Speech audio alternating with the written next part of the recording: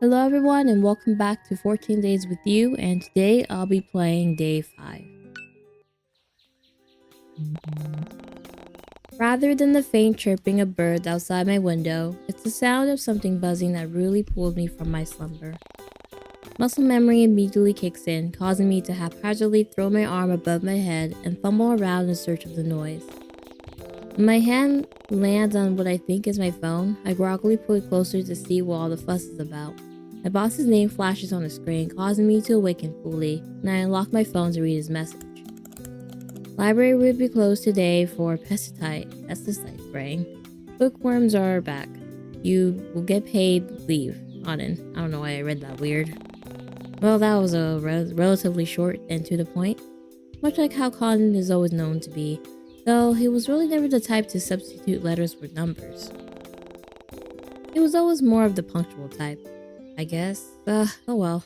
Maybe Eleanor was giving him texting lessons again, or perhaps his daughter Alice. Was she even old enough to text? Before I could let my thoughts wander, I instead busied myself with drafting a response before haphazardly throwing my phone onto the empty space near my bed and letting out a sigh. Wait, empty space? That reminds me, what happened to Ren? The last thing I remember from last night was us snuggled up on the couch together. At that, my cheeks immediately grow warm at the thought, and without so much as thinking, I reached my phone once more to check out the security camera app he installed. I forgot he did that. Guess it was a good purchase after all, since I could use these cameras to check if Ren was still in my apartment. Looking for the app he installed on my phone, I open it up and navigate towards the camera in my living room. I see the telltale signs of my pillows and blankets on the couch, though what catches my interest is the fact that they were neatly stacked and put away, with no Ren in sight. Curious, I switched to a different camera to find him. He wasn't in my kitchen either, and not near my entryway. There was no point checking the camera in my bedroom since, well, I'm already here, which only has left. As soon as I checked out the camera in my hallway, it's then that I noticed a familiar pair of blue jeans and a soft cardigan slumped against the wall. Was that Ren sitting outside my door? What was he doing? Perhaps a bit impulsively, I sat upright in bed and called out for him, and almost immediately I hear the telltale signs of someone clamoring around outside my bedroom. Shortly followed by the faint sound of a throat clearing before a familiar patch of pink hair peeks through the gaps in the door. Ren peers in and sheepishly looks at me with a soft smile before he opens the door fully and invites himself inside. Good morning, Angel. Did you sleep well? Ren looks like he wants to say something, but instead chooses to clamp up and stare at his feet. I almost want to reach out and ask him to look at me, but I hold back in favor of letting him take the initiative. Still, it doesn't stop me from calling out his name. Ren? Almost immediately, Ren's head whips up as he looks at me with wide eyes. There's a crooked smile on his face this time. Almost timidly, he shuffles on his feet as if deciding whether he can come closer. You asked me to stay last night. But then you mumbled about not having enough room for something, so I carried you to your bedroom instead, and then you asked me to join you in your bed, and then you said something about the grown-up saying it'd be okay for me to stay, and I don't really know what to make of that, to be honest.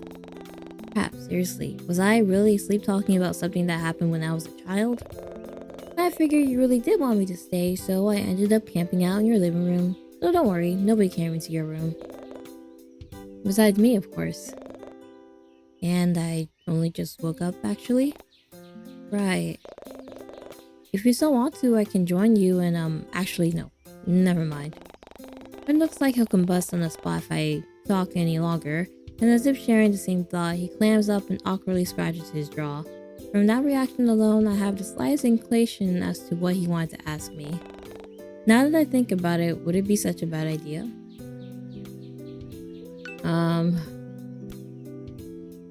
Might as well. Isn't it in the morning already though? Were you going to ask if you could join me in bed? Yes. No, wait, I mean, you don't mind, because I don't mind standing here.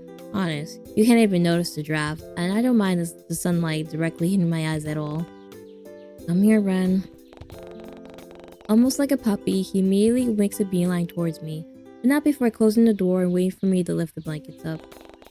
I suppose that's his way of making sure I really wanted him in my bed. Aw. Not wasting another second, Ren joins me underneath the duvet and makes himself comfortable beside me. Hi.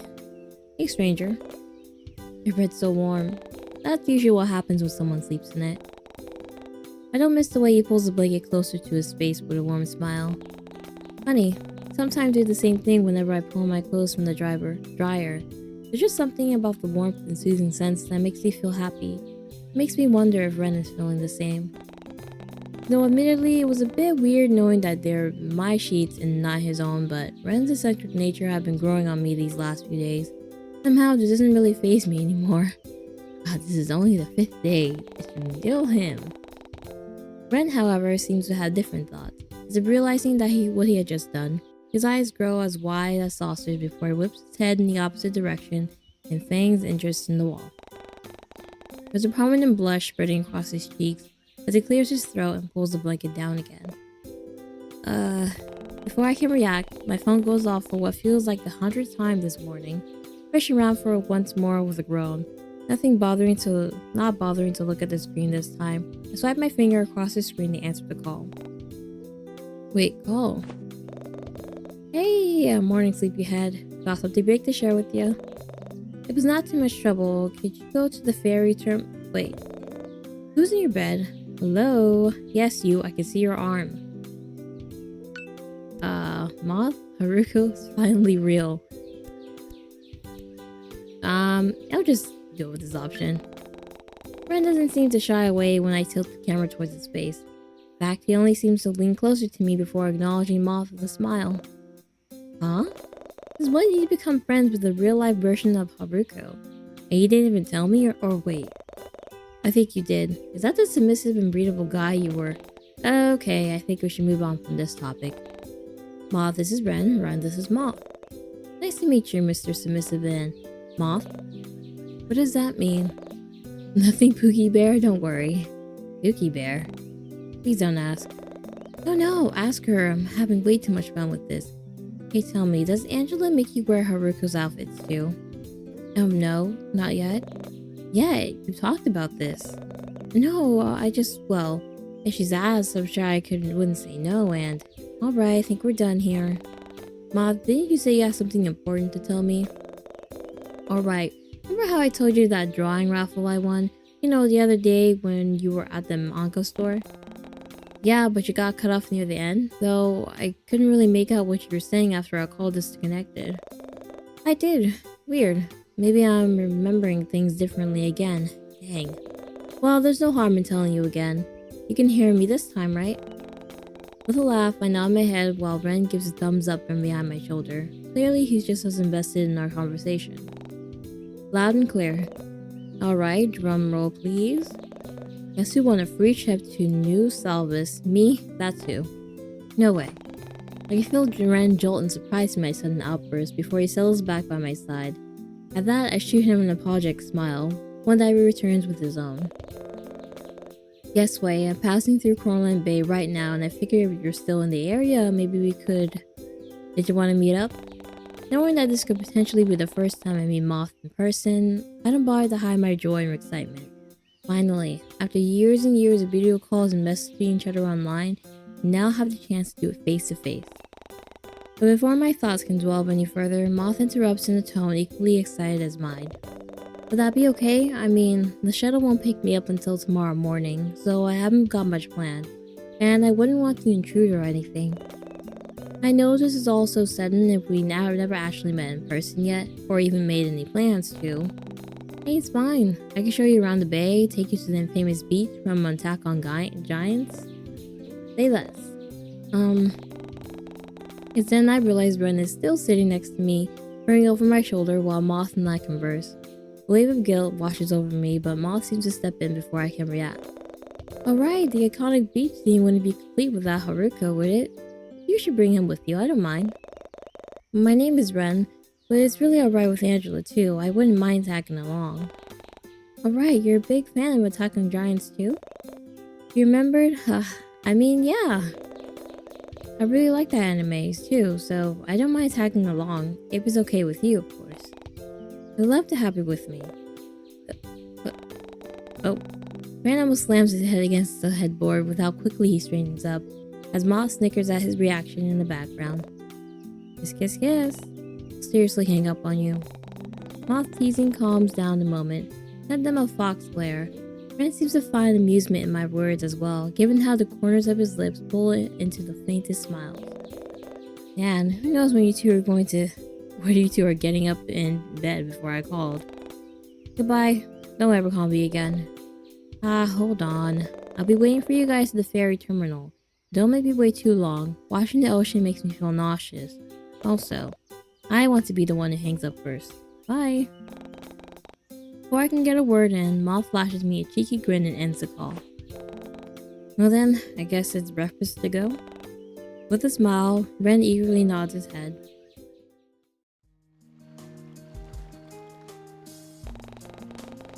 The salty aroma of the sea is the first thing I notice before a large ferry boat comes into view. Ren becomes a temporary second thought the moment I realize who might be on that ship, and I hurriedly make my way towards the dock where Moth is waiting. Angela! Moth!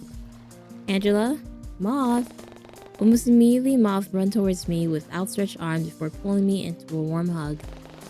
Their excitement is almost palpable as they laugh in my ear and give me the tightest squeeze I've ever experienced. They nearly sweep me off my feet too, had it not been for the potential safety hazards of swinging someone around on a slippery dock. Man, I couldn't wait to get off that thing. Never again I'm going to ride in a ferry. Ever. Ever. Oh my god, you're actually here. You're real. And you're taller than I expected, and whoa, I love your outfit. And that must be the shoes. I have to get a similar pair of... Holy crap, is that... You're joking! You're actually joking. Is this real? No way the real-life Haruko is standing before my eyes right now. Only Moth's gaze I know as Ren sheepishly walk up to the both of us and stand by my side. Doesn't seem to greet Moth in any way, but just as I turn around to fully face him, Ben removes a hand from his pocket and gives a shy wave. I guess I've gotten so used to Ren being more forward around me that I almost forgot how reserved about his reserved side. It's nice to meet you again. And I get that a lot. It must be my shoes as well. Yeah, the shoes. Moth, you haven't even looked down yet. Do I need to? Everything is right here in front of me. And crap, did I just say that out loud? Whatever, doesn't matter. Can't blame me when I've got the real life Haruko standing in front of me right now. Where'd you get your hair done? Can you save me from a giant? Do you need a spouse? God, I've seen what you did for others. Moth. I've never seen them so animated before. It's almost hard to believe that this was the same Moth who's always shy away from social situations. Sorry, I'll try to tone it back. Keyword being try here. But for real though, thanks for coming out and meeting me like this. I know it's really last minute. Not at all. I had nothing planned for today anyway. I'm glad Ren was willing to tag along. Of course, I like making you happy. Ugh, it really is, Haruko. Oh, it's Ren, and I guess, well, apart from the hair, I suppose it's just a major coincidence that Haruko and I happen to act the same. But it's not Ren. You know it isn't. One of the reasons why he's my favorite character, actually. It's hard to miss the way Ren looks at me when he mentions Haruko as his favorite, but it happens all too quickly that I fear it's just a trick of my imagination. Yeah? I like him because he's hot. Plus he whimpers and pouts in the most cutest way whenever he's upset. I almost laugh at the way Ren's eyes widen at Moth's words. Also, have you seen him in the latest episode? I swear the animators knew what they were doing when they ripped his unit. Wait, I haven't seen it yet. Don't spoil it. Oh, crap, sorry. My bad. But hey, if you got the time, why don't we all watch it together later? Sounds like fun, don't you think, Angela? I wasn't expecting Ren to join in, much less witness Moth be so social with someone. But then again, much like me, Moth has been obsessed with attacking giants since it first came out, so it makes sense for them to be able to gush about it without any restraint. Plus, it was nice to see Moth having so much fun, so who was I to put a stop to it? Speaking of, did I tell you the reason I'm here in the first place? Well, you know about that one anime convention being held in New Salbus? They were hosting this AOG art contest online, so naturally I joined and I won. So now I get to go to the convention for free, and I get to have one-on-one time with all the voice actors. Dang, that's lucky. I mean, come on, I finally get the chance to talk to the voice actor for Haruko. This is like a dream come true. Wonder if I can get him to say he wants to marry me. Wait, why didn't I know about this? Yeah, now that you mention it, it is kind of strange how you never said anything to me. You must be really busy with work, huh? Work? I guess you could say that. However, with everything that's been happening recently, I'm not entirely sure I can blame my distractions on my job. And I love Attack on Giants, but it's weird how I never got any recommendations or ads for the convention online. Huh, so much for personalized feeds. Well, don't worry about it too much. I'll be sure to buy you all the Haruko charms I can find. I mean, still owe you, don't I? Besides, the convention isn't until tomorrow. We still got an entire day to kill. Didn't you once say you wanted to show me some of the sights here? Oh, you remembered? Well, since we're all already here, why don't we start with the main beach? Oh, but since you really don't like the water, maybe we could just... You don't? Yeah. Though it's not really the water that gets to me, it's what's lurking beyond. Unknown creatures, ships, planes that go missing for no reason, endless steps that have yet to be explored. Yeah, nope, not for me. When I almost drowned as a kid. What? Yeah, unfortunately for you, hey, you'll need to unlock my level 80 friendship to hear that one. Now, what did you say about the beach? After what happens in the latest episode, I hope I get to see Haruko's glorious butt imprint in the sand. Please don't look at me when you say that. Dang, does it really look like that? I want to see what Haruko looks like now. We have a walk, huh? From the ferry terminal? Yeah, it's not far from my place though. Wait, for real? You live around here? Mm-hmm. See that building over there? The tall one? Friend quickly moves out of the way as Moth squints in the direction I'm pointing at. It takes them a moment, but their eyes finally land at one building in particular before they turn to me with a concerned look. The one with the ratty sign that's about to fall off its hinges? Yeah, that one. Oh, it's, nice. Not too shabby, but dang, it's really close to the beach, huh? Bet you get a good view of the ocean from up there. Actually, the main street blocks by. Angela and Ron, right? Hey, hey, hey. A familiar voice calls out from somewhere behind us before Jay emerges from one of the buildings and jogs towards us with a bounce in his step. It's Ren. Oh crap, sorry. So it's Ren, huh? Ren. Alright, store that in my brain. I'd have sworn I heard Leon call you Ron though. Yeah, cause he's kind of an asshole. But it's nice to finally put the name to the face. You weren't what I was expecting, to be honest. That's not important right now. What are you guys doing out here so early? I thought you had work today, Angela. I've actually got the day off today. The boss said something about bookworms, I think, so I'm spending the day showing my friend Moth around Corland Bay. They're new here. Now that you mention, your friend does kind of have that touristy look about them. So your name is Moth, huh? That's such a cool name. I'm Jae Hyun. Feel free to call me Jay, though. That's so much easier to remember, huh? Though I totally won't blame you guys if you start calling me Joe or something. I think about it, Ron and Joe, an unlikely duo on the hunt for more hair dye. Hair dye? Yeesh, proud today. Alright, almost forgotten how shy Moth gets around new people they don't know. Unlike talking to strangers online, there's no safety or comfort in having a screen to hide behind in real life. Part of me wonders if might be the reason why they don't seem so out of place right now. But this isn't the time to ask, and I don't want to make Moth feel any more uncomfortable than they already are. So, were you guys headed back to the beach too? I heard the swell is going to be great today. We are actually. I wanted to show Moth the infamous Giant's Cove. Nice. Hoping won't be too many tourists there today. Still early, so maybe they're all... Oh wait, are you going dressed like that? Like what? Come on, two of you wearing jeans, and the other has two sweaters on. That's totally not beach apparel.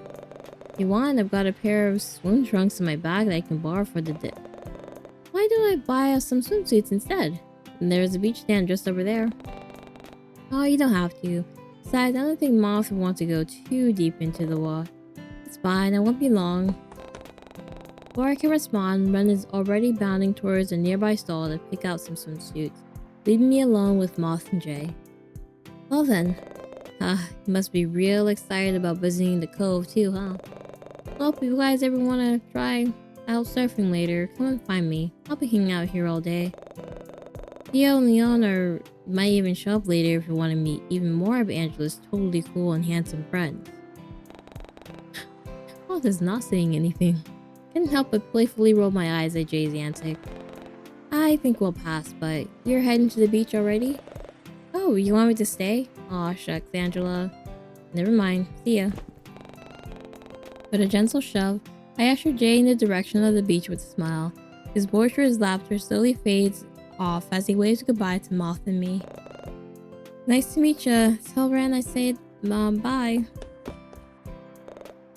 He's really nice. He is.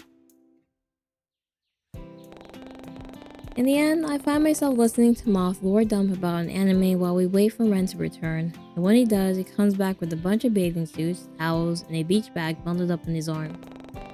He wastes no time handing me a swimsuit. Before I can tell what's happening, he's already ushering me towards a changing stall and promising to watch the door from outside. A small part of my brain picks up the fact that the swimsuit isn't my exact size. I was about to ask, how would he know their sizes? But I put it on the back burner for now so I can focus on changing out my regular clothes. When I look at all the items Ren got me, I noticed that... I don't know. Knowing who Ren is, he wouldn't want to show off any skin, would he? Also, I wouldn't too. But it didn't show any skin. The design on the front somehow resembles my cute aesthetic. It makes me wonder if that was the reason why Ren intentionally picked it out for me. He also seems to understand that I don't normally show much of my skin in public, and especially when it comes to wearing a swimsuit at the beach. While it was greatly appreciated, it did come across as a bit odd. I mean, how did he even know this about me? Did I mention it in the passing at some point? Whatever. I'll make a mental note to ask him about this later. I can still hear Moth moving about in the stall next to me, alongside the rustling of fabric and a few explicitives, so I take my time changing. But it doesn't take long before I'm fully dressed and ready to throw myself into the ocean. As if to kill time and give everyone else a few more minutes to get dressed, left my regular clothes into my bag extra slowly and swing open the door, only to find Ren still waiting for me on the other side. All done? That was quick. Guess it's my turn now, huh? It's then that I noticed that there was only 2 stalls available, and that Ren really was taking his garden job seriously. Did join me in my stall? Let's not go to that point yet. Let's just get out and let him use the stall on his own. All yours, babe. At my words, Ren's cheeks immediately flush a deep red as he draws closer to me and almost trips over his own feet. You are? All mine? Yeah, you're my boyfriend, aren't you? But I was actually talking about the stall, Ren. Boyfriend, I mean, right, haha. Stall, mine, or... my turn. In the stall, me. Someone's enduring watching the way puffs his cheeks and pouts at his bumble. Ren makes sure to keep direct eye contact with the ground instead of me as it passes by. He turns around at the last minute and peers at me from behind the door. You're really talking about the stall, right, actually? Never mind. Before I can respond, Ren slams the door shut and hides his flushed expression from me. I can still hear you two, you know, right? They're gonna both go in the stall and Moth's in the stall next to them. Hi, Moth. Yeah, whatever. You guys better hurry up. I'm almost done here. That would be really awkward when I think about it. The walk to the beach is nothing short of eventful, and soon enough we find ourselves at the entrance to the infamous Giant's Cove. Moth can barely contain their excitement as they take in the familiar scenery before them. I had missed the way they start to babble about the striking similarities between the beach theme from AOG and the current scene laid out before them. I've already visited this cove enough times for the excitement to wear off, but watching Moth have the time of their life right now only seems to hype me up even more. When I look back at Ren to see whether he's feeling the same, I find out that he's actually staring straight at me with a soft look in his eyes. He reaches a hand out to me, but just as he's about to say something, Moth cuts him off. They actually built a monument for Attack on Giants here. That's so cool. Oh, we should take a photo to commemorate. Here. In a blur, Moth excitedly shoves their phone into Ren's hand and tugs me towards his stone statue made in Haruko's likeness.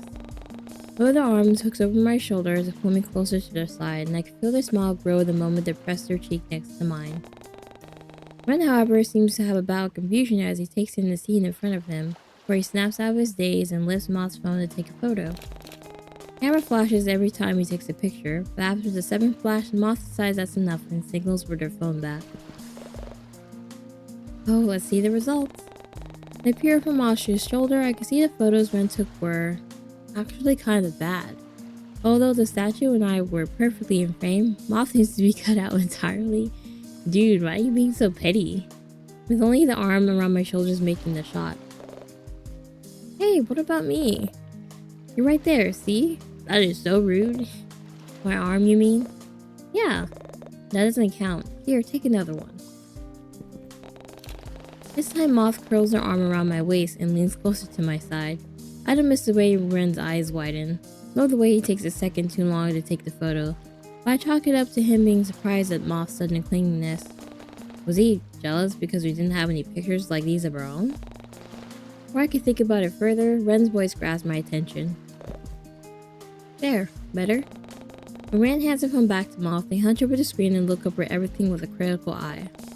It's almost comical watching them zoom in and out to scrutinize every detail, but I figure it'd be best to leave them to their own devices once I see them open up a photo editing app. No doubt to cover our faces with AOG stickers before they share it in their family group chats to vote. Turning to my side, I see look at Ren with a teasing expression. What about you, Buttercup? Huh? Don't you want a photo to commemorate this moment as well? Without waiting for a response, I quickly pull Ren's phone from his pocket and aim it at my pink-haired companion. Oh. Ren immediately covers part of his face with his hand, but quickly realizes that he isn't wearing his thick cardigan, so the sleeves of his rash guard hardly do much to hide his growing embarrassment. He seems almost camera shy with the way he turns away from me with a soft blush on his cheek, though he doesn't complain when I start to take a few pictures of my own. In fact, Ren appears to revel in all the attention I'm giving him with the way he indulges in my request with a warm smile. Feeling a sudden urge of confidence, I reach my hand out expectantly and gesture for Ren to place his cheek against it. He wastes no time in leaning down, pressing his face against my hand and nuzzling into my touch. Ren almost looks like a cute puppy like this, and I find myself taking a few more pictures to savor the tender moment. Though admittedly, the eye contact he's giving the camera feels a bit intimate, but I brush it aside for the sake of my rapid heartbeat. If I send these to you, will you make it your lock screen? Haruko, Ren, can you come here for a second? I need you to compare hairstyles with the statue. My brother thinks Haruko's hair isn't fluffy enough, but... I stifle my laughter as Ren's confused look as Moth continues to rant while they tug him towards the Haruko statue. I look away the moment they ask him to start posing. It's then that I realize I still have his phone in my hand. Let's be nosy. But just as I move to return it to his rightful owner, the screen immediately lights up and starts to vibrate. Perhaps it's muscle memory kicking in from all the times my own phone would go off. I find myself unconsciously lifting it up to look at the screen before realizing what I had just done. So from redacted, what did you do? Everything's back to normal again and it's weird. Who did you offer? Crap, what exactly are you doing right now, Angela? Couldn't be reading through someone else's private notifications like this, and yet couldn't help but feel weirded out, asked Ren to leave us alone. I'm not weirded out. Besides the whole photo thing, just has him to stay alone longer. There's nothing wrong with it. What was I thinking reading private messages like this? Ren didn't deserve to have his privacy disregarded like this. With a resolute nod, I make my way towards the group and call for Ren's attention. Angel, sorry, did you want to take my photos as well? Here, I'll move out of the way. Actually, I was thinking about heading to the manga store to check out some of the new merch. Do you want to join us? Oh, and here's your phone. Oh, that sounds like a good idea. Here, I'll go get our bags while you finish taking your photos. Let me know when you're ready to go. Almost like a puppy, Ren bounds off towards our belongings and starts to pack them up with a blissful smile on his face. Man, he really is just like Haruko. I want to turn him into a sticky hand just so I can repeatedly throw him against the wall over and over again. Your levels of cuteness aggression generally terrifies me sometimes.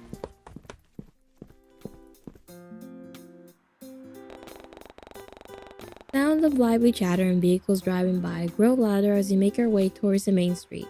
Strange, everything seems so busy and chaotic today. Was there some kind of event going on?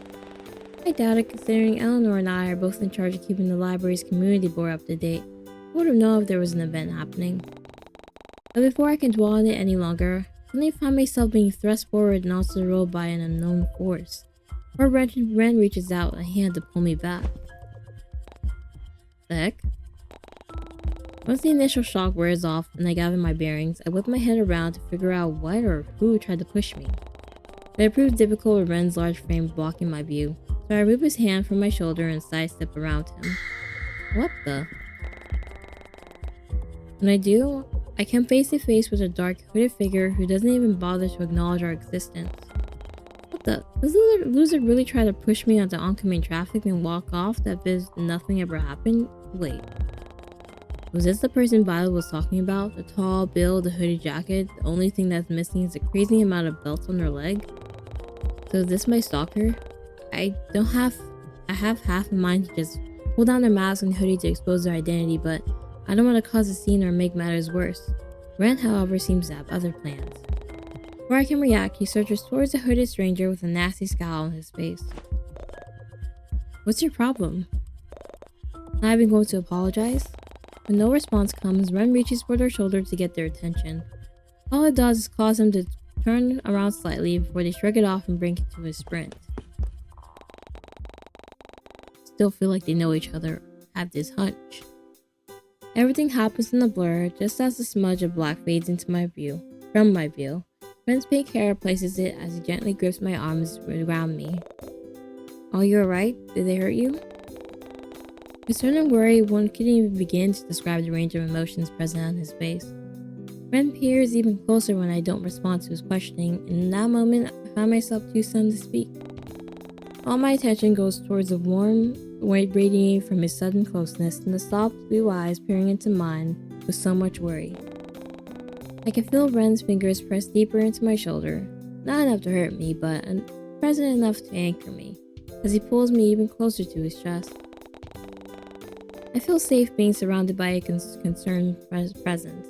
It was nice to know that he cares so much for my well-being, so much so that he willingly picked a fight with some stranger for a simple apology. But the moment only lasts for so long before I realize that he's trying to get me to respond. Angel? What's wrong? You okay? Do you know them or something? No, I'm fine. They scared me is all. This has never happened to me before. You sure you're fine? You're still shaking. Want to sit down? Should I call the cops or something? I could barely hear Moth's words over the rapid sounds of my heartbeat beating and the ringing in my ears. Wasn't able to see that person's face because of their mask, but their scent, could recognize that smell anywhere.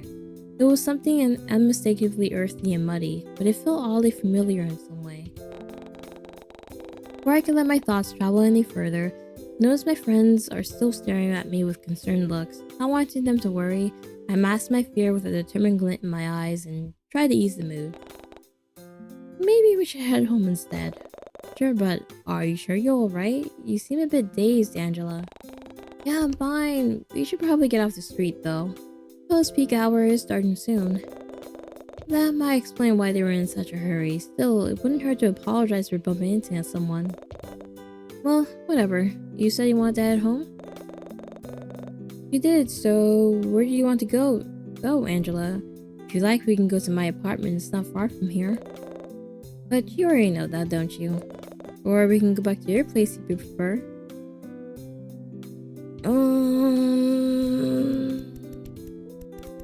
which one should I go to? I want to go to Ren's place just to see if I can snoop even more.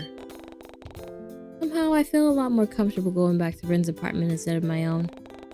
I don't want to risk Moth's safety either, so I try my best to convince myself that this really is a good idea after all. With a resolute nod in my head, I turn to Ren with a meek smile. Would it be alright if we go to your apartment? Yes, of course, it's totally fine. Not far from here anyway. Moth still seems a bit peeved by the person who bumped into me, but they still nod their head at my question. Alright then, let's go. That person is definitely one of her stalkers. But like, why?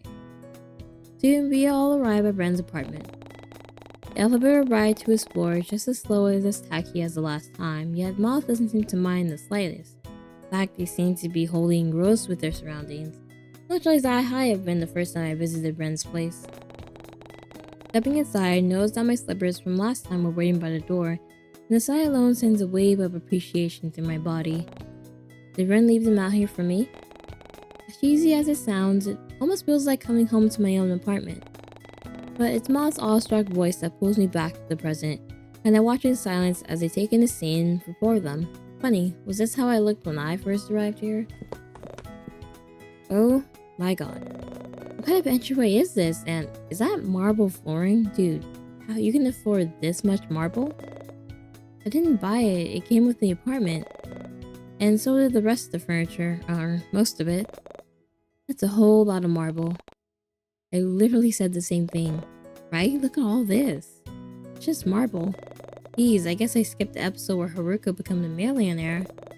Like I said, I'm not Haruko, Are those Gucci slippers? Since when can you afford those? These? They belong to Ren. Let me borrow them the first time I came here. Oh, are there any spare slippers for Moth too? I'll have a look. You have more than one pair? Crap, sorry. Probably shouldn't be so loud, huh?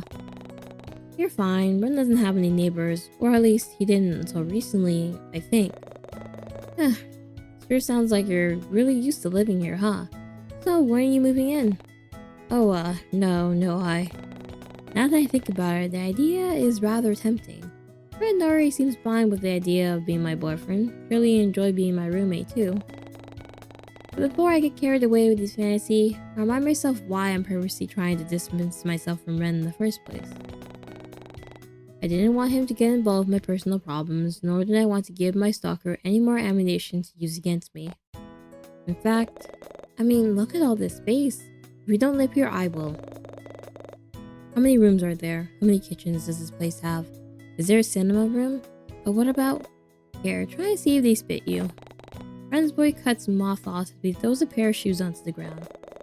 Oh, they're a little tight around the toes, but comfy. That's too bad. I don't have any other sizes. You know, they look like they might fit me better actually. Here, wanna swap? Moth's slippers definitely appear smaller than the pair I'm wearing, but they didn't look too uncomfortable. Not much is evident when we swap, and Moth seems to be feeling all the more better in a large pair of slippers, if their wide, appreciative smile was anything to go by.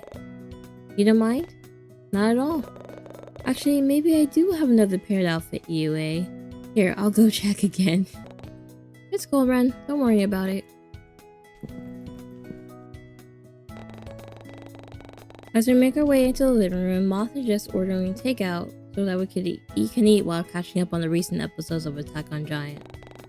It was comedic watching Ren and Moth huddle over a phone to look through the menu, and I nearly ended up letting a laugh slip through as they start bickering over the meals, not actually being that good of a deal. Leaving the two of them to their own devices, I pop onto the couch with a sigh and absentmindedly clutch one of the throw pillows. Odd, I swear I have the exact same cushions on my couch back home. Did Ren and I always have the same taste in decor? And since when did Ren start decorating his apartment? Last I checked, everything in here came pre-furnished, tacky decor and all. Before I can get too deep into my thoughts, Moth and Ren joined me on the couch once more to fill me in on what they had ordered, and what they got for me as well. Moth seems all too happy to talk about the fried rice dish they ordered before rambling on how most fast food joints never usually have it in stock, all while Ren gets his television set up for us. The next thing I know, we're almost 2 episodes deep until our food arrives. It takes another 3 more before we're finished with our meals, and soon enough, Moth is relaxing on the floor with a bunch of pillows surrounding them while Brian and I remain on the couch. Here we go, it's finally beach episode time. You guys have to see the outfit the animators put him in. It wasn't in the manga, but I think it's still cool. Wait, we should turn the lights off for maximum effect. Moth's voice fills the silence as they get up, flick off the light switch, and start to pump themselves up for the opening song, yet my mind can't help but wander towards today's events. Still couldn't shake off the encounter from earlier, or the fact that I now had solid proof of a stalker who wouldn't leave me alone. Though going to Ren's place was definitely a smart idea. There's an entire team of security personnel down the reception, and you need a specific key card to make it past the first floor. Now knowing this, I wouldn't have to worry about Moth's safety as much, and for some reason, well, I don't know why, but I always seem to feel a lot better whenever Ren is around. Speaking of, I cast a sneaky glance in Ren's direction, only to find him sprawled out on the couch. He offered to share his blanket earlier after I offered mine to Moth, and I couldn't help but notice how much of it he had given to me. In fact, only half of his leg was covered, and with the winter right around the corner, I was worried he was too shy to admit that he was feeling cold. Without thinking, I lean over and gently drape a portion of the blanket across Ren's lap in an attempt to offer him some warmth. But as I do, my hand inadvertently brushes against the back of his, and it's then that I just notice how cold his skin feels. A surge of concern washes over me, and I have half a mind to reach out to grasp his hands in my own. Ren's immediate reaction keeps me rooted in place. Almost unashamedly, his gaze shifts towards me before he sends me a curious look, and when he finally speaks, his voice is barely above a whisper, also almost getting drowned out by the noise coming from the television. Okay, Angel, you can have it. I'm not the one with the frozen hand. What kind of woman would I be if I let my boyfriend's hands go cold? Not giving Ren any time to respond, and reach out and gently cup his freezing hands in my own. But your hands are cold too. Wrench. Bill glanced in Moth's direction for any signs of disruptions, but he seemed far too engrossed in whatever is happening on the television to fully turn around. You're cold. Should have noticed earlier, but here, I'll go turn up the heater. No, it's okay. Here, why don't we snuggle up together? Change the temperature? I mean, are they really that cold? Might as well snuggle up together. Get close to one another. I want to find out his secret. Lana once told me that it's more efficient to stay warm by sharing body heat. Why don't we sit a bit closer? Closer? Yeah, sure. Okay. Seriously, Ren, quiet. Not missing a beat, throw the blanket over our shoulders and scoot closer to Ren until my arms and thighs are brushed against his. But Ren takes it a step further by pulling my legs over his lap and resting one of his hands above my knees to prevent them from falling. Just as I dared to take a glance in his direction, Moth uses now of all time to turn around to talk to us. Finally, we get to see Haruko. I doubt they realize what Ren and I were currently doing in the dark. In fact, Mom seems all too engrossed with the TV as Haruko's grand entrance flashes on the screen. Yeah, I couldn't help but let my mind wander towards Ren. Being this close to him, I could practically feel the warmth radiate from his body. All I could focus on is the way his thumb rubs small circles on my knees while his other hand plays with the loose material on my bottoms. Almost daringly, I sneak a glance in his direction, only to find him staring at me with a gentle expression in return. I thought you wanted to watch the beach episode. I am. The TV is that way. With a teasing smile, Ren points towards the television, though the look in his eyes practically challenges me to look away. Okay, here we go. Going to the beach now. We are really excited. There on the television in all its glory is the iconic giant grove we visited earlier today, and Moth can barely contain their excitement. Oh my god, that's the massive rock arch we just saw. Dang, did they really take the whole lot of inspiration from Corland Bay? I'm not shy with the way they longingly flop over on the carpet and pull one of the cushions to their chest to get more comfortable. The moment is fleeting, and as soon as Haruko soon appears on the screen in a magical pink flurry, almost instantly Moth rolls onto their stomach instead, taking their legs and practically melting over the side of Haruko in a swimsuit. His muscles look, I yearn to lick the crevices of his. Okay. Pressing a laugh, I glance at Ren, who seems to be sporting a worried yet just a splashed look on his features. And here I thought your fondness for Haruko was unmatched. Those are the big words coming from someone who's rocking the same hairstyle as him. What? What does that mean? And what are you two whispering about over there? Answer Moth question? Might as well answer the question. We're just... He and I were talking about Haruko's new outfit. Oh, without me? Without another word, Moth gets up from the floor, pillows and all, and joins Ren and me on the couch. Barely catch a glimpse of Ren's pouty expression before Moth throws her blanket over my lap and huddles closer to me. Wait, I gotta show y'all this really cool fan art someone made. It's based on episode 20. Well, I hope they have a good day. In the end, we all blazed through the latest episode of Attack on Giant. We deepened a few MeTube theory videos, or the events of the day slowly started to catch up to us. Moth was the first to let out a yawn, and eventually the rest of us fell victim to it as well. I didn't want to leave the warmth of the fluffy blankets, but the thought of a comfy bed with plenty of legroom was calling my name. Before I know it, Ren is already showing us our rooms with a bright smile on his face. Before he leaves Moth and I alone to decompress. As I step into my own room, I notice that it's just as gaudy and extravagant as the rest of the apartment, furnished with the most ornate decor and bold color choices I've ever seen. Just when I think I couldn't get any worse, I survey the rest of the room and come face to face with the most unfortunate revelation. It didn't come with its own bathroom. Dang it. With a grumble, I step back into the dark hallway, borrow a toothbrush and clothes in hand, and prepare myself for the inevitable of getting lost in Ren's endless mazes of an apartment. All for a single bathroom. I have no doubt that this place has at least 4 restrooms. This feels like a house. Like, it's just a penthouse, not an apartment anymore. But the chances of me finding even one seems laughable. Stumbling around yet another corner, I come across Moth hunched in front of a door with a frown on her face. Moth? Oh, sorry, were you looking for the restroom too? Nah, my room has a private ensuite. I'm actually looking for something else. A private what? Where was mine?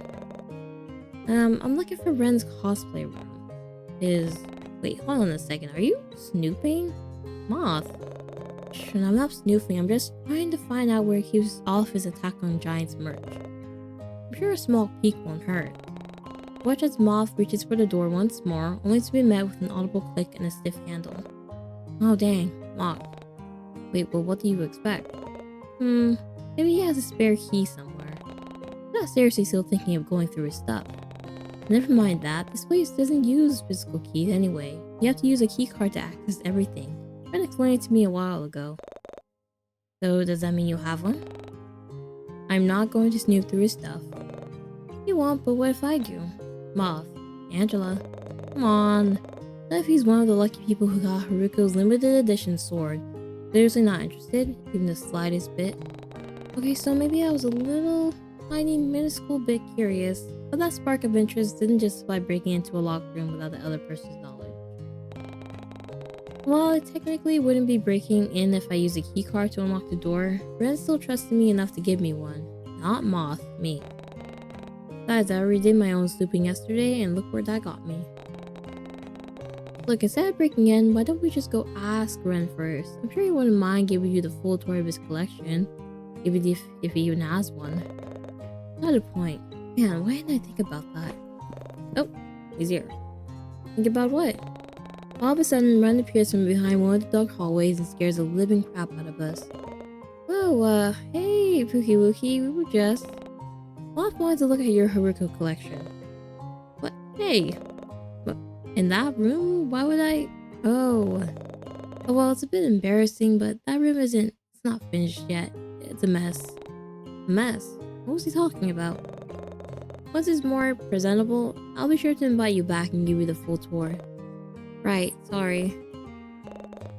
There's nothing to be sorry about. Truly is the real-life embodiment of Haruko. Wait, didn't he have a line similar to that one in the manga?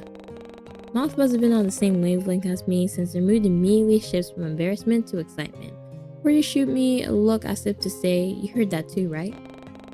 But before I can respond, Ren cuts me off with a timid laugh. Anyway, was there anything else you needed? I was looking for a bathroom earlier. She needed to pee so badly. Hey. Oh, but calling me out for wanting to see Haruko's collection was fine, huh? The bathroom. Oh, of course, it's just down the hall, near the kitchen. Here, I can show you. Follow me. Leaving Moth to their own devices, I quickly catch up to Bren and follow him down the hallway. That's weird, but why would Ren not give her own room with a bathroom in it? Soon enough, the event of the day slowly catches up and leaves me feeling tired and drained. Man, today has been a lot, huh? Just as I settle into bed, I hear a faint knocking come from the door. Is it Ren? Then at a faint come in and wait for my visitor to emerge. To my surprise, it's Moth that appears from behind the door with a sheepish smile on her face. Hey, I didn't wake you, did I? Sorry, just find it hard to fall asleep when everything's quiet. I'm used to my younger siblings bickering in the room next door and hearing someone playing video games downstairs. Do you mind if can I chill with you for a while? Promise I'll sleep in my own bed later. Without missing a beat, I lift the covers and pat the spot next to me. With a relieved smile, Moth crawls into the bed and lets out a faint hum once they sink into the mattress. They seem content lying on their back, so I do the same and look up at the ceiling. The silence that follows is momentary, seeing as Moth soon speaks up once more, only this time their voice is much softer than before. Thanks for today, eh? No one's really gone out of their way to make me feel so included, seen. I don't really know what word I'm trying to look for, but I really appreciate everything you've done. You of all people know that I don't have many friends, and I've probably been a jerk to Jay earlier, but I want you to know that I think he's really cool. I just have trouble talking to people, but I'm glad I could get along with you and Ren this easily.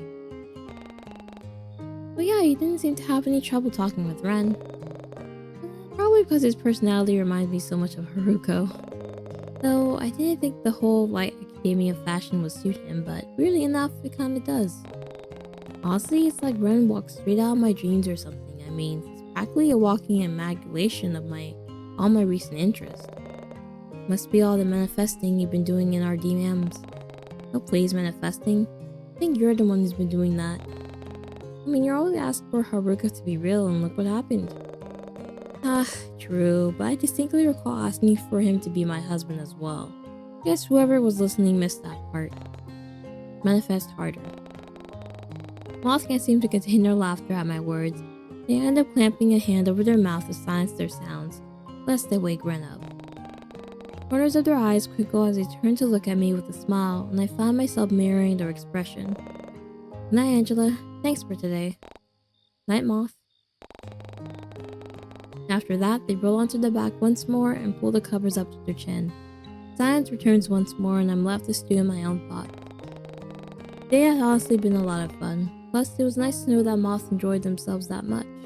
I had no doubt that I'll be sad once they leave for the city tomorrow, but I didn't want to ruin this moment with my sappy feelings. With one last smile, I turn on my side and slowly drift off to sleep. Alright, let's go back to Angela's place. My apartment might be the best. It's not far from here either. Early on that happenstance of that loser being my stalker, sure they wouldn't have the guts to try anything while I still had company over. Somehow, having Moth and Ren nearby seems to boost my confidence, so I boldly commit to my decision with a nod in my head. Is that fine with you guys? Yeah, of course, it's fine. All still seems a bit peeved by the person who bumped into me, but they still nod their head at my question. Alright then, let's go.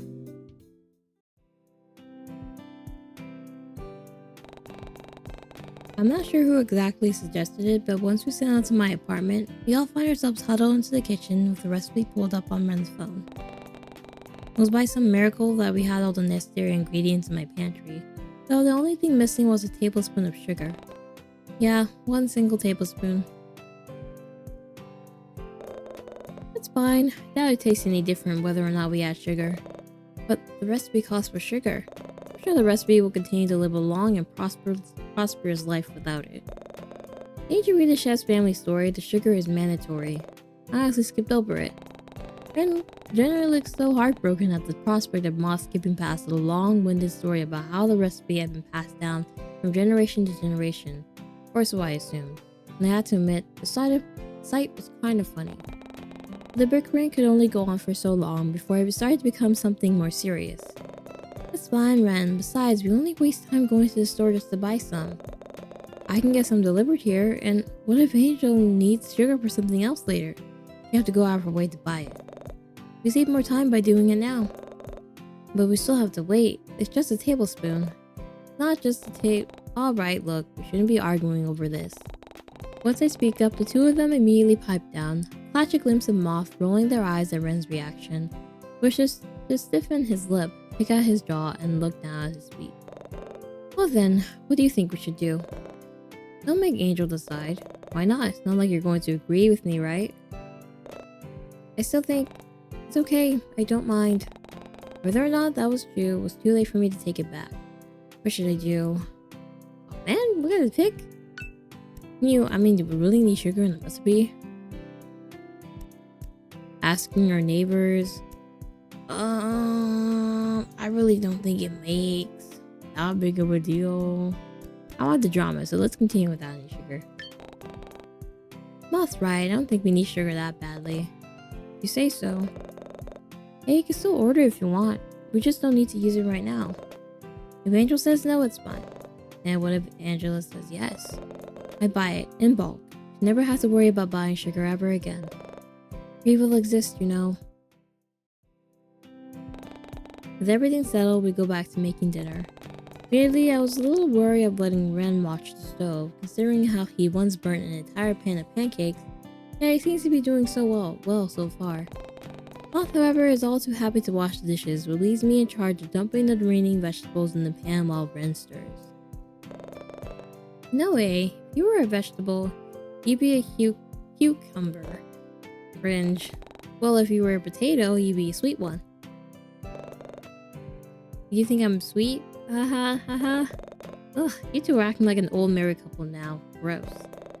We go back to the conversation about Ren not knowing the difference between a cucumber and a zucchini. It's kind of funny watching him. Married? Like he didn't hear a word Moth said. Really look like we're married? Ren, your hand is getting awfully close to the flame. Huh? Oh crap, I didn't notice. You didn't notice? As I'm here thinking about it, Ren did have quite a number of strange markings littering parts of his hand. Some look like deep cuts, while others closely resemble inflamed blemishes and burn marks. Something happened to him in the past? Was that why he wasn't able to feel the heat coming from the stove? Before I can ask, Ren seems to notice my inquisitive gaze fixated on his hands and beats me to the punch. Serious? I don't mind telling you. I don't like keeping secrets from you anyway. All you need to do is ask me, Angel. Was he really being genuine right now? If so, alright then, how'd you get those burn marks? There was a flash of something in Ren's blue eyes as he steps closer and fills the space between us. He effortlessly cages me in between his chest and the flat surface behind me. Before he leans down, lowers his voice to a hushed whisper that sends a shiver down my spine. I have to keep this a secret between you and me, okay? It's pretty embarrassing. No telling your friend either. Now in my head, I try my best to focus on Ren's words, ignore the way his unique scent floods my senses and has me unconsciously leaning closer for more. Well, when I was a kid, I went camping with my family. It was our first time doing something like this, so we didn't have much experience. Yes, kid me wanted to prove just how reliable and capable he could be, so I volunteered to start the campfire while everyone else pitched the tent. Big mistake. First thing, the fire got in the way of my hand, and before I knew it, the only thing I could feel was the flame scorching my skin and this horrible burn sensation tearing me up. The heat ended up marring most of my arms, and I suffered a lot of nerve damage from it. Now it's left me practically unable to feel most things. Oh god, that's awful. And what's worse is that my nerves continued to deteriorate with each passing day, so no matter how hard I tried to prevent it from happening. It's reached a point where I can barely feel anything at all. As if to prove a point, I hear Ren's hand grip the counter by my side, almost alarmingly tight. But I guess that's why I always like touching you. That isn't it? someone who can hardly discern things by touch no matter how hard they try, yet always yearning to see how much they can still feel. I want to experience everything I can before all goes away, and you make it possible. Wow, after hearing all that, it makes me want to...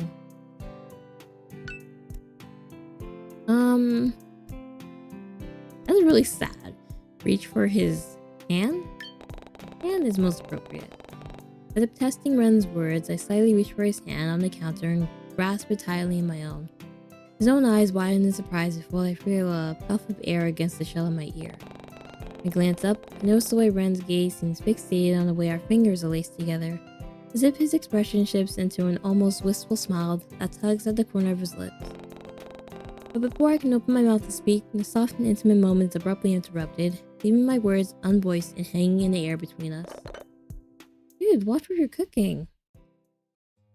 That was having their little moments, huh? Although dinner ended up being a little toasty, it does little to sour the rest of our evening, despite the slight pout that lingers on Ren's features. We decided to eat in the living room so that we could watch AOG, and eventually we blazed through 14 episodes, and even a few Me Too theories videos before the events of the day slowly catch up to us. Moth was the first to let out a yawn, and eventually the rest of us fell victim to it. I didn't want to leave the warmth of my blankets, but someone needed to turn my couch into a temporary bed for Moth to sleep on. Looking back at them, I see that they're already halfway to dreamland, even the way their head was awkwardly thrown over the seat of the recliner, the drool peeking out from the corner of their lip. Getting up as quietly as I can, slightly tiptoed towards my bed and retrieved a few spare pillows and a blanket. But what I didn't expect was for Ren to follow close behind. His presence practically startles me, and it takes all my willpower to not yell out in surprise. Has he always been this stealthy? You think that with his large and lanky frame, he'd move a little more noisy, right? As if noticing how quiet I've suddenly become, Ren offers to fill the silence. Sorry, I just wanted to see if you need any help. Here, I can carry these for you and help your friend get set up. Do you want to get changed in the meantime? Sleeping in that might be a little uncomfortable. Oh sure, thanks, but... I can easily distinguish the concern in his voice, and my thoughts were elsewhere at the moment. I can't believe it took me this long to realize, but where was Ren going to sleep? Would you mind sharing the bed with me? I mean, we both been really adamant about Ren being my boyfriend, and he's shown no complaints up until this point. Would he mind? He does not care to trust me. Deciding I won't get my answer by simply thinking about it, turn my attention back to Ren once more. Did you want to sleep with me tonight? Sleep with you? You mean like, you know, or did you mean... Talking about sharing the bed with me, you dork. Oh, right, yes, that's fine. I don't mind. But what about you? Are you really okay with that? Might as well. Nor are you think. Yeah, why wouldn't I? You're my boyfriend, aren't you? Yes. Yes. Right, sure, I'll go bring this to your friend and come right back. Okay. But just make sure you really want me to share a bed with you?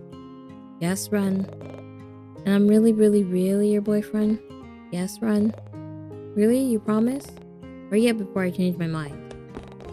And at that, Ren practically teleports out of my room and sprints down the hallway.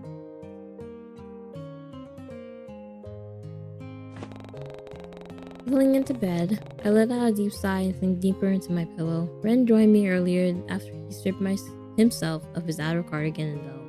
But I figured the jeans must have been comfortable enough for him to sleep in. But it wasn't like I had any spare clothes that would fit his large and lanky frame, and there was no way I was going to ask him to take his pants off. Ren, however, didn't seem to mind sleeping in denim, as he paid them no mind the moment he joined me under the covers and pulled me closer towards his body. I was so close that I could feel his chest slowly rise and fall against my backside, signaling that he had already fallen asleep, and I found it oddly soothing somehow. It was so soothing, in fact, that it almost had me dozing off as well. Yet, for some reason, my mind didn't get the memo. Today had been an eventful day, to say the least. Despite everything, I was glad that Moth seemed to enjoy themselves. All I wanted was for them to have fun and memorable experience here in Corland Bay, much like I did all those years ago. Nothing can replace those fond memories of me exploring the wonders of the town on my own as a child. even going as far as Lake Blue Moss before an adult would find me and tell me that it was time to go home. Thinking back on that memory, wasn't there someone else with me? I remember leaving the playground to venture deeper into the woods, far enough that I could see the actual lake itself. There was always someone waiting for me there. Was it Leon? It was him, right? Honestly, couldn't remember anyone else from my childhood. But what about the child with the pigtails and colorful bandages all over their body? Was that Leon? Somehow that doesn't feel right. Well, all this thinking wasn't doing me any good. I had to be up early if I wanted to catch up with Moth before they left. Lying once more, I turned on my side and tried to count sheep. Eventually it works, as soon as I found myself falling into a deep, comforting slumber. Okay, so I'm back at the part where we're at the beach and I'm asked if Ren should leave or not. And I'm gonna ask Ren to leave because I know he's gonna come back and stalk us and something bad is just gonna happen, so. I couldn't shake off the feeling that something just wasn't right. While the text ultimately seems harmless, and granted I had barely any context to go off, my instincts were telling me not to fall for it. With a resolute nod, I made my way towards the group and tried to grab Ren's attention. Angelo, sorry, do you want me to take more photos as well? Here, I'll mouth the way. Actually, I was thinking of taking Moth back to the pier so I could finish up the rest of the tour. I wanted to return your phone first. Alright, thanks. Here, let me get my towel and we can all go back to the... So I was thinking, maybe it could just be me and Moth? You and Moth? Don't you want me to come along? Is there something wrong? Did I do something wrong? No, nothing's wrong. I just didn't realize that having the real-life Haruko tagging along would be a bit too overwhelming for them. Once things settle down, maybe we could all meet up again. That was a bald-faced lie. I hope Ren won't see through it. At least saw through it alright. You really don't want me? I see. Yeah, sure. Yeah, sure, okay. I guess I'll see you later then. You have my number anyway. I'll only be a text away. If only he knew.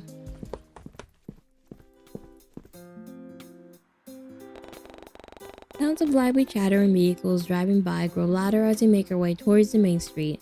Strange. Everything seems so busy and chaotic today. There's some kind of event going on? That considering Eleanor and I were both in charge of the libraries. And then the second stalker comes back. Oh, that's really scary. Turn around to confront the vendor, but I'm not able to get a good look at their face because of the mask and hoodie they're wearing. Despite that, they seem to exude something sinister with the way their shoulders hunch forward, as their hands remain in their pockets. What if they were hiding a knife in there? Any semblance of retort dies on my tongue as I take a step towards Moth. I feel them reach for my arm, and with just one more glance, I turn away and hurriedly pace down the street. What the hell was that? Angel, hey, are you okay? What the hell was their problem? I mean, come on, how is it to look where you're going? That dude's a grade A loser, no.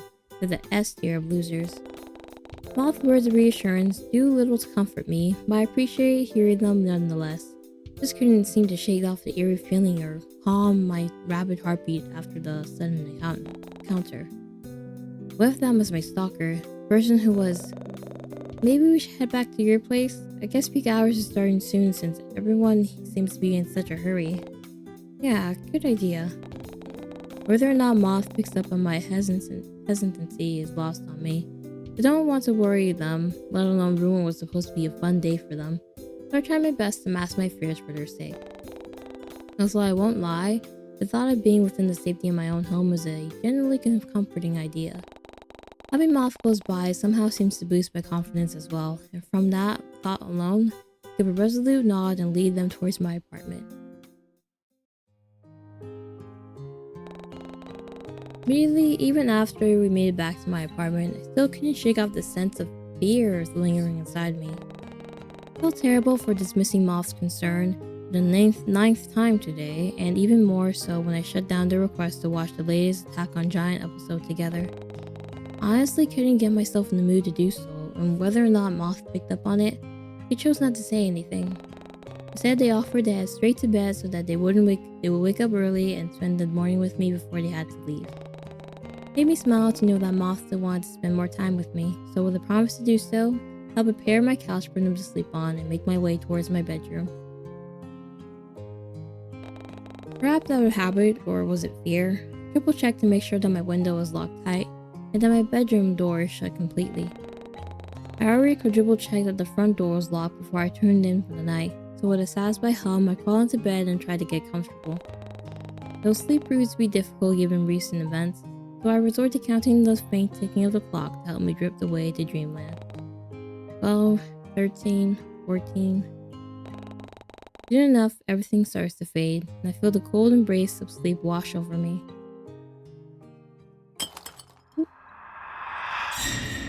Something bad did happen. All of a sudden, a blood-curdling scream rattles the walls and pulls me from my slumber. What the... was that Moth? Crap, what was that? Don't tell me it was the creep from earlier. Panic takes hold of my body and I find myself frozen in place. The logical part of my brain tells me to reach for my phone, check the cameras and look for any signs of danger, but I can't seem to move. My body runs cold as I sit in bed, and no matter how many times I reassure myself that the footsteps outside are just Moth, I can't seem to convince my brain otherwise. Crap, crap, crap. Faint glow of the hallway light seeps in from underneath my door, but it soon fades away the moment the shadowy figure appears. Somehow find the strength to turn away, yet when I brace myself for the worst to happen, nothing comes. Instead, there's just an eerie silence and a sense of dread hanging in the air. I know I should probably scream, yell, throw something, anything that will make enough noise to alert my neighbors, yet I can't seem to get any of my limbs to move no matter how hard I try. My body betrays me as I stays rooted in place, and all I can do is lay as still as a statue and hope that all this is some kind of messed up nightmare. What I would give to just wake up and see my friends again, to see Moth again, and even Ren, if he were here right now. Crap, if only I had asked him to stay. Why did I turn him away, all because of some stupid text message? Even more palpable silence passes, and just when I begin to think this was all in my head, oh, bang bang bang. Crap. I can feel the tears start to well up in my eyes as I grip the edges of my blanket. The doorknob jiggles, taunting me with the thought of the door being unlocked, but the final nail in the coffin is the eerie squeak coming from the hinges and filling the silence. Heavy footsteps make their way towards the bed, and the moment I feel the weight of something sink down onto the mattress, I let out a silent sob. I can feel the intruder place their hands on my blanket before they peel it back, and I muster all the courage to keep it cocooned around me. It was my last line of defense, and I wasn't about to have my final source of safety ripped away from me. Not wanting to look and see how my killer would respond, I squeeze my eyes shut and bury my face in the pillow. And the sound of my window opening draws my attention, and I crack an eye open to see nothing. Before I can make sense of what just happened, the world around me starts to go blurry. But even as I lose consciousness, I don't miss the faint shape of something large disappearing from the corner of my eye, along with the lingering smell of old paper, something muddy, and the stench of foul blood. Oh no.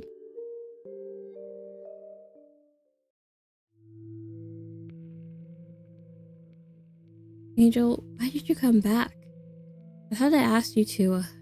Oh, never mind. Do you want to see me again? Is that why you're here? Were you thinking about me? Angel, Angel, Angel.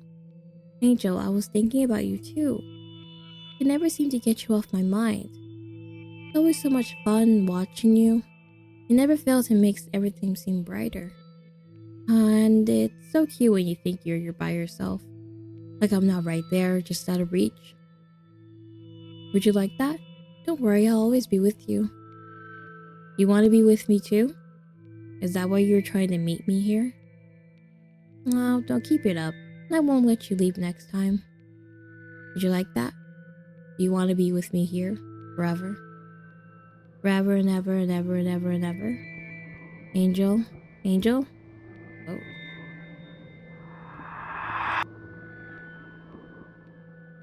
I'm just kidding. I only wanted to tease you a little. Make your heart racing the same way you make mine. Please don't be scared of me. You know I never hurt you. But the thought of you always having you by my side is so overwhelming. I ache to have you near. Did you know that? And now that I finally have you here again, maybe I could. No, I can't. Not yet. As much as I want to be with you here forever, there's still so much planned out for the both of us. I can't see it, but I can feel it. I can tell something big is going to happen soon. I can't wait to see what it is. I can't wait to experience it with you too, Angel. Alright, I'm going to send you back now. No jump scares this time. I promise, Angel. So be good and do as I say, okay? I love you, Angel. I love you so much. Until next time. Oh, okay. So my theory is that the other stalker that's following Angela is being kept at bay because of Ren.